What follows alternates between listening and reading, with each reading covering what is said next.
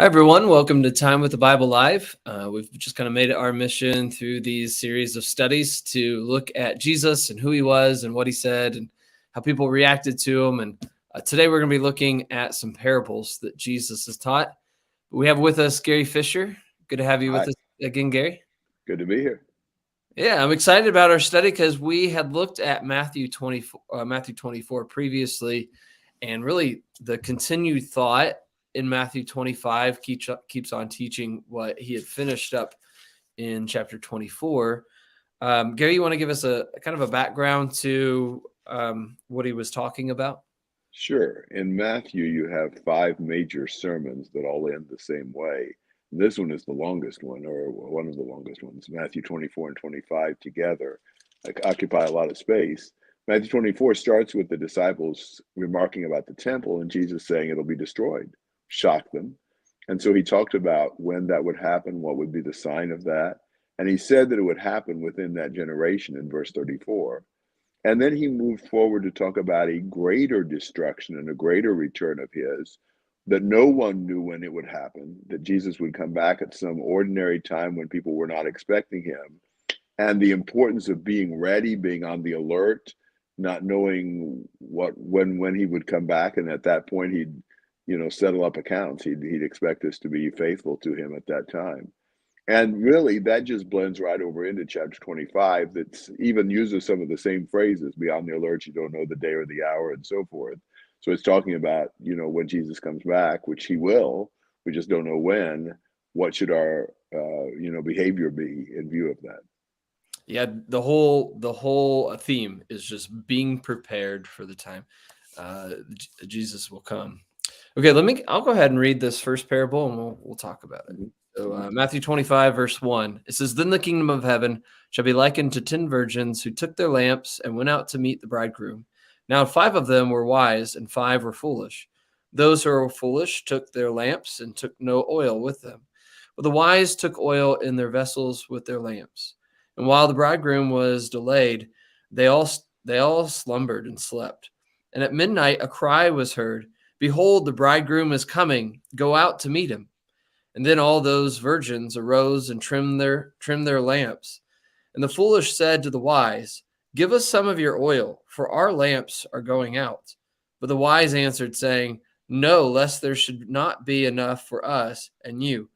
But go rather to those who sell and buy for yourselves.'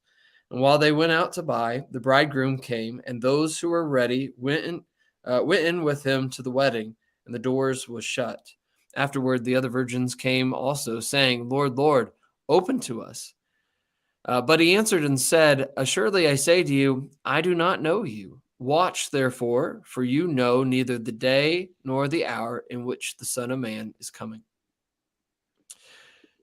All right, so he's talking about this is one of those kingdom parables and likening the kingdom to this. And he talks about these 10 virgins there who took their lamps and went to go meet the bridegroom.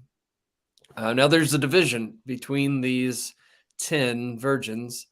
He calls 5 of them wise and 5 of them to be foolish. Now, what's the difference between those two groups? Yeah, they were waiting for the bridegroom to come to take them to the wedding. That was kind of their custom to do it that way.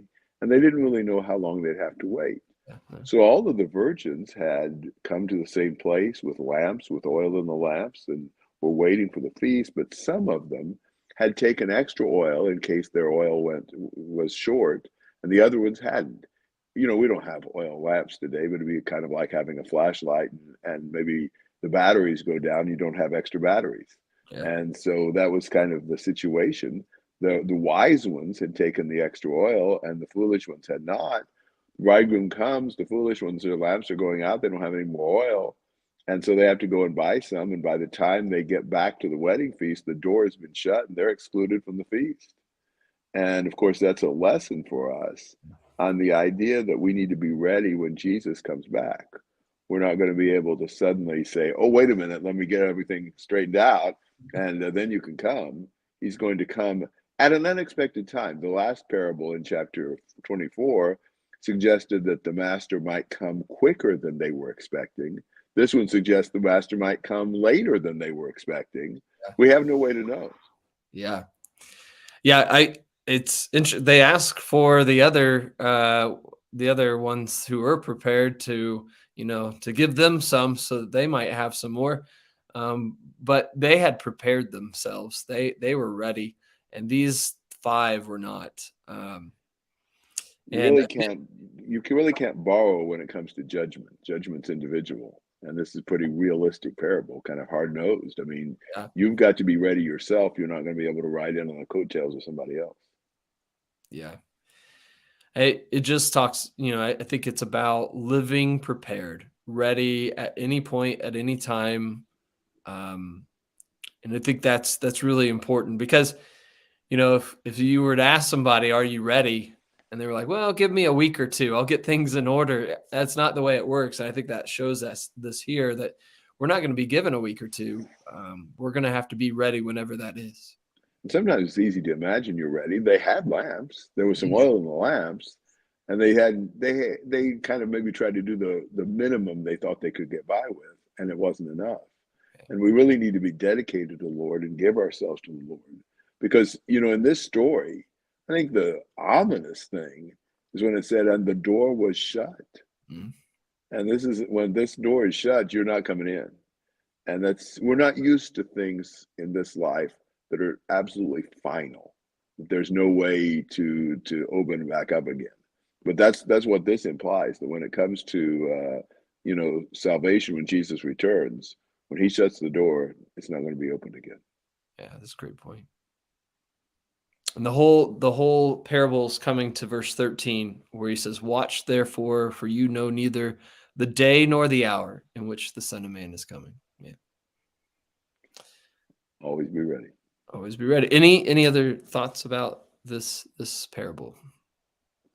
Well, I mean, I think it just really should make us be more focused on the Lord and more doing everything we can for the Lord, not just trying to figure out, how little can I get by with, but Mhm. really giving ourselves to God and really living for him. And then we have nothing to worry about. Yeah. Yeah. Amen. Amen. Do you want, Gary, would you mind reading the next Sure. parable here? In 25:14, for it is just like a man about to go on a journey, who called his own slaves and entrusted his possessions to them. To one he gave 5 talents, to another 2, and to another 1, each according to his own ability. And he went on his journey. Immediately the one who had received the 5 talents went and traded with them and gained 5 more talents. In the same manner, the one who had received the 2 talents gained 2 more. But he who had received the 1 talent went away and dug a hole in the ground and hid his master's money.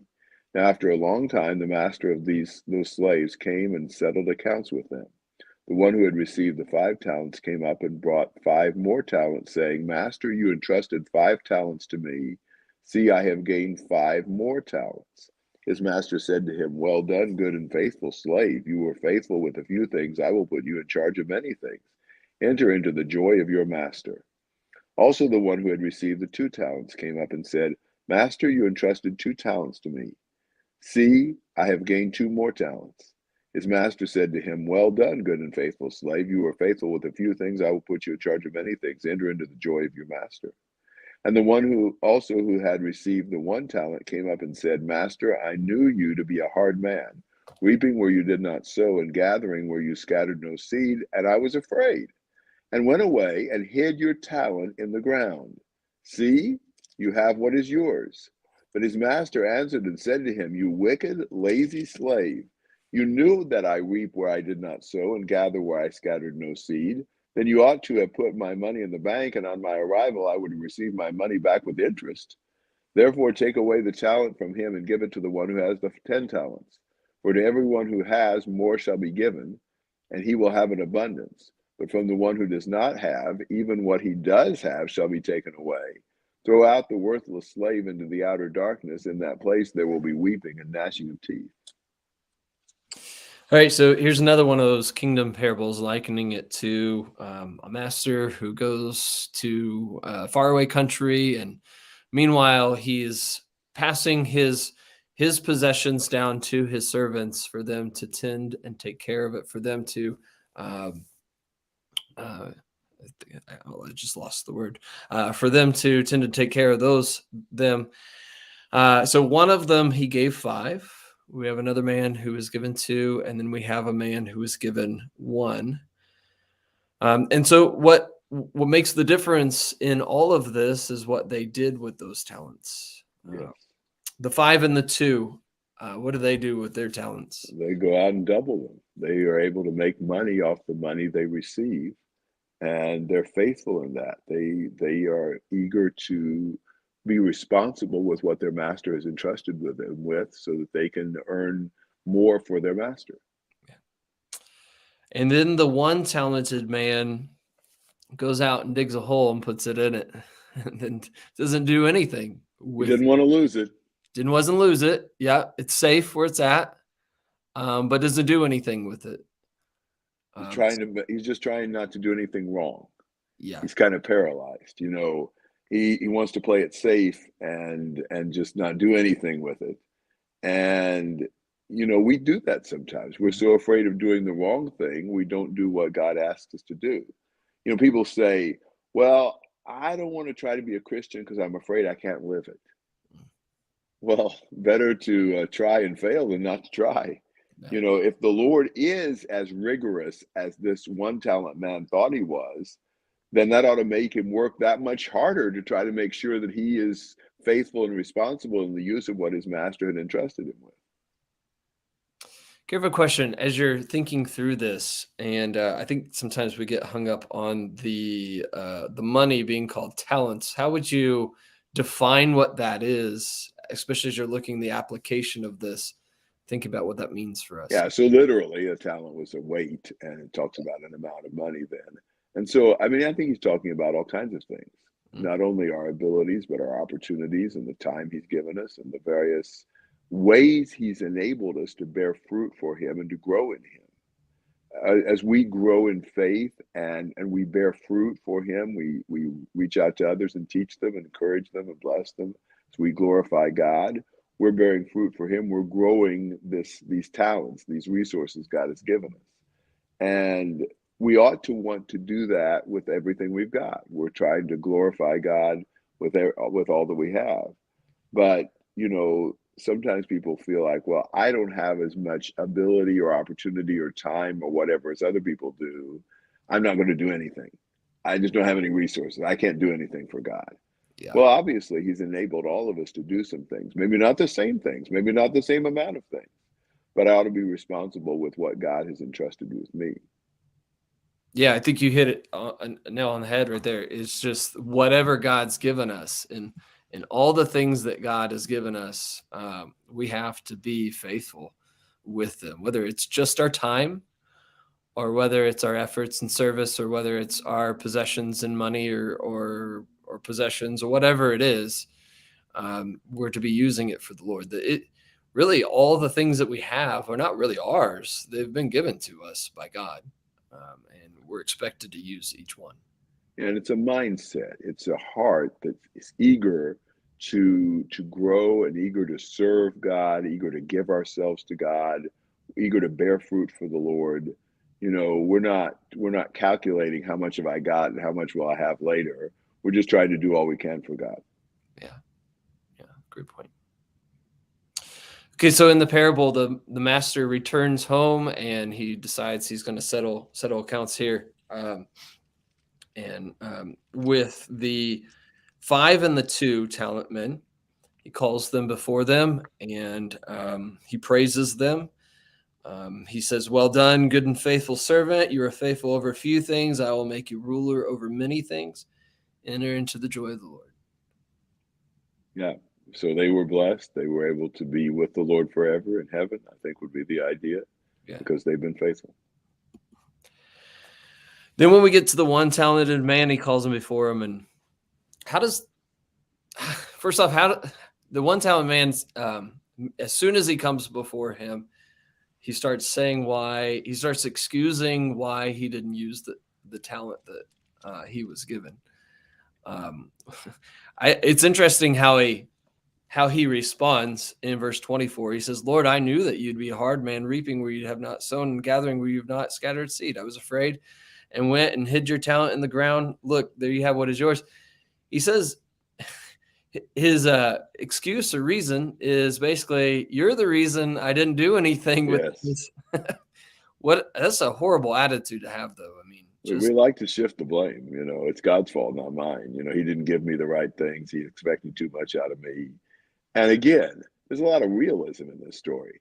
If God is as rigid as all that, then we better really work overtime to try to serve him and please him. That's really not the right concept of God. But if it were, him just hiding his talent would not be the right answer to that. yeah. So we often try to just excuse ourselves, shift the blame, complain God's not fair, he hasn't done enough for me, I'm always the loser, and self-pity certainly won't bring us closer to God. Yeah, that's a great point. God, you didn't give me enough talents. You didn't give me enough to, time or whatever to do anything. And that we've got to be really careful about justifying ourselves through those means, because once we stand before God, our self-justification will not hold, will not stand. I think that's just kind of what I see through here, that maybe that was his thought process as he was deciding what he was going to or not, what he was going to or not going to do with this talent that he was given. Right. So how did the judgment, the master's response to this one talented man, how would you describe that? It was pretty abrupt. Throw out the worthless slave into the outer darkness. In that place there will be weeping and gnashing of teeth. He reproves him for not doing something with the money, put it in the bank and get interest. But he takes the talent away and says that he's going to be thrown out in the outer darkness. He's separated from God eternally. That's not what we want, for sure. My mind, that's not, so he calls him wicked and lazy. That's not really my perception of wicked and lazy, somebody that just doesn't do anything. But that's really a challenging thought in my thought process, because usually I think of wicked people doing wicked things, but this was a person that just didn't do anything. Laziness is not a positive perspective of that, from God's perspective, I guess. So it's definitely not enough just not to do anything wrong. God expects something out of us. He has every right to do that. He's given us a lot. We need to use it for him. Yeah. Amen. Any other thoughts on anything that you see here that might be good to be brought out? I think that's good. Okay. All right. I'm going to read this last one, and we'll talk about it. So verse 31, Matthew 25:31. When the Son of Man comes in his glory and all the holy angels with him, he will sit on the throne of his glory, and all the nations will be gathered together before him, and he will separate them one from another, as a shepherd divides his sheep from the goats. And he will set the sheep on his right hand and the goats on his left. And then the king will say to those on his right, Come, you blessed of my Father, inherit the kingdom prepared for you from the foundation of the world. For I was hungry, and you gave me food. I was thirsty, and you gave me drink. I was a stranger, and you took me in. I was naked, and you clothed me. I was sick, and you visited me. I was in prison, and you came to me. And then the righteous will answer him, saying, Lord, when did we see you hungry and feed you, or thirsty and give you drink? When do we see you as a stranger and take you in, or naked and clothe you? Or when did we see you sick or in prison and come to you? And the king will answer and say to them, Assuredly I say to you, inasmuch as you did it to one of these, least of these, my brethren, you did it to me. You did it to me. And then he will also say to those on his left, Depart from me, you cursed, into the everlasting fire prepared for the devil and his angels. For I was hungry, and you gave me no food. I was thirsty, and you gave me no drink. I was a stranger, and you did not take me in, naked, and you did not clothe me, sick and in prison, and you did not visit me. And then they also will answer him, saying, Lord, when did we see you hungry or thirsty or a stranger, or naked or sick or in prison, and did not minister to you? And then he will answer them, saying, Surely I say to you, inasmuch as you did not do it to to one of the least of these, you did not do it to me. And these will go away into everlasting punishment, but the righteous into everlasting fire. Now, this one's different than the last two. This is not so much a parable. He does not describe it as a parable or a comparison. This is more of an event. Is that what you would call Yeah, it, Gary? I think so. I mean, it's a statement about something that's going to happen in the future that Jesus himself is going to conduct Yeah, and that we're going to be present at. So this is one of the more informative passages about what the judgment day is going to be like. yeah. Yeah, so with that in mind, let's think through this. It says the Son of Man's going to come in his glory, and the holy angels are going to be with him. He's going to sit on his throne. He's going to have all the nations gathered, and there's going to be this great division. We talked about that in chapter 24, how he described there would be some that two would be out in the field, one would be taken, the other left. The idea was there's going to be a great division of people, and so this is the division that we see. He calls them sheep and goats. Sheep are on his right, the goats are on his left. So go ahead and describe the judgment of the sheep. Well, it's really interesting because, you know, if we had been imagining what the judgment would be like and the criteria for differentiating which people were blessed and which people were punished, I'm not sure we'd have gone this route.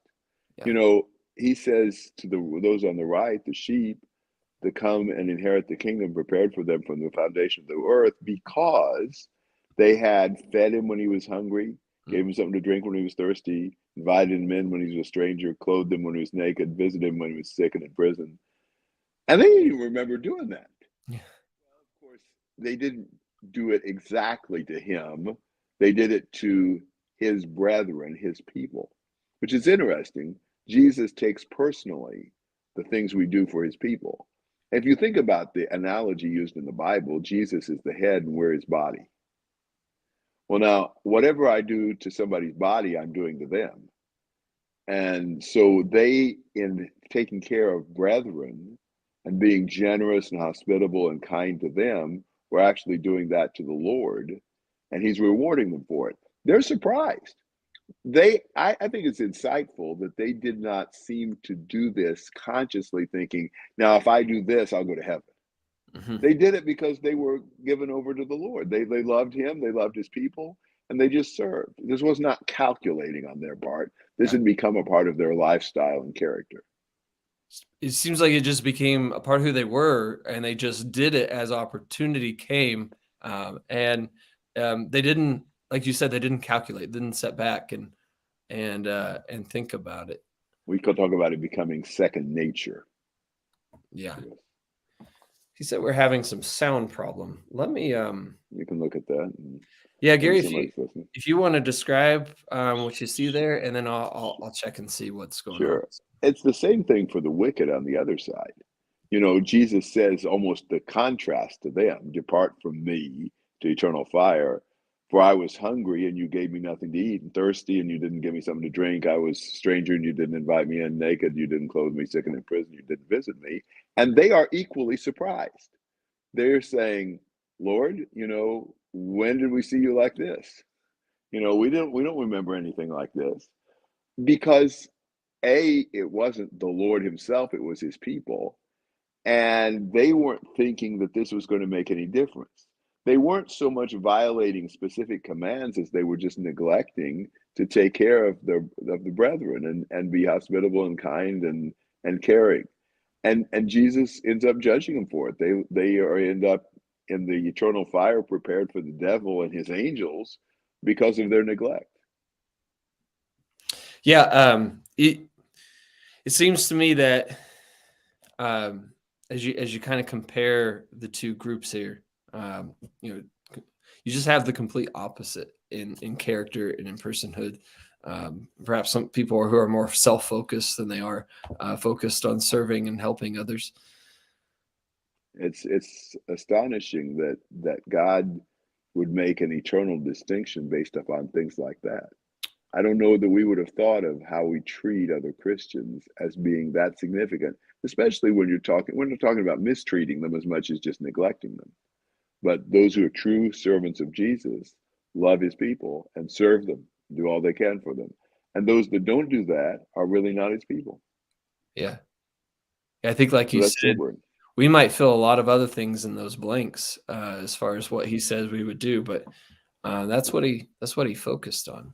That's shows the priority of service. And it really shows how we need to change our whole life principle and thinking and our heart to where these are the things we do because we're committed to the Lord and we love his people, not because we've got a checklist and we think, okay, now I visited somebody in prison, now I'm okay on that one. It's not that idea. It's the idea of just serving the Lord with our heart and with our life.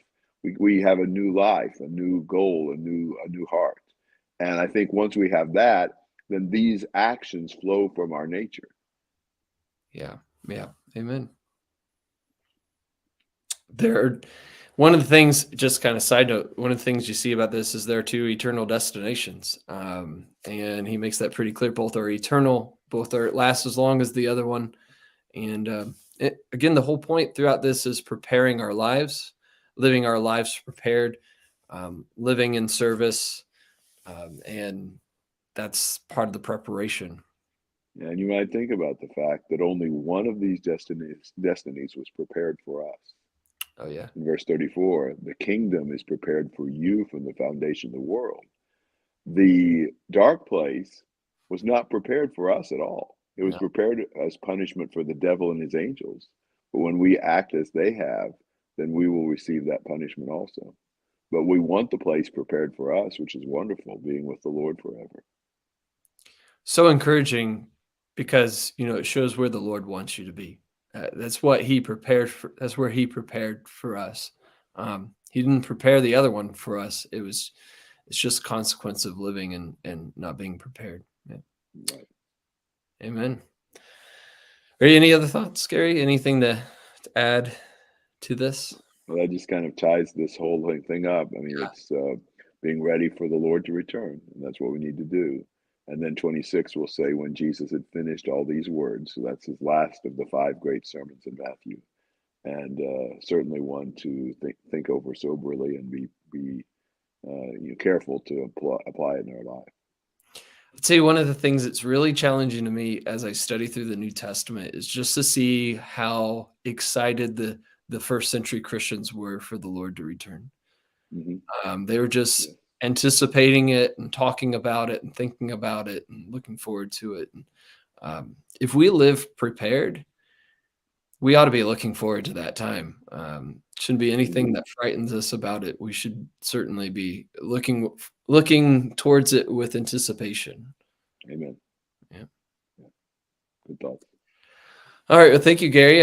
I'm glad we were able to connect again and be able to finish out this chapter and this sermon of Jesus. There's so much for us to take and to give thought to, and to kind of challenge us in our mentalities and our attitudes and our focus. So, Gary, glad to have you on here. Thank you. Glad to be here. Thank you for inviting me. Yeah, glad everyone was able to join as well. Looks like we've had several who's been watching. If you have any questions or any comments that you want to make, feel free to go ahead and comment down below this video. If you didn't catch the first half, the recording's going to go up here in just a few minutes, and you can always go back and watch the beginning if you didn't catch that. But just glad that you're on here, and hopefully you found some benefit in our study today. All right. Everybody have a good day, and God bless.